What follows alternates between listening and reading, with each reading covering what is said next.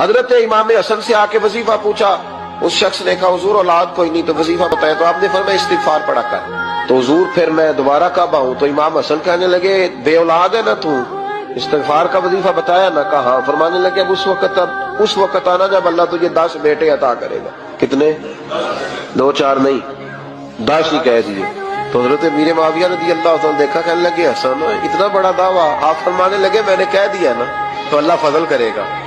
ہاں ہاں اللہ خیر کرے گا، خیر ہو جائے گی۔ وہ شخص کئی سالوں کے بعد آیا تو حضرت امیر معاویہ کو بھی ساتھ لایا، کہنے لگا حضور اللہ کے فضل سے اللہ نے 10 بیٹے عطا فرمائے، پورے 10 ہی اللہ نے دیے۔ تو حضرت امیر معاویہ کہنے لگے جناب بات تو آپ کی سچی ہو گئی، پر مجھے بھی بتائیے وظیفہ کہاں سے لیا؟ فرمانے لگے قرآن پاک سے، سورہ نوح کی 10 11 12 آیت پڑھو۔ اللہ فرماتے ہیں تم استغفار پڑھو، میں تمہاری بیٹوں سے بھی مدد کروں گا، مالوں سے بھی مدد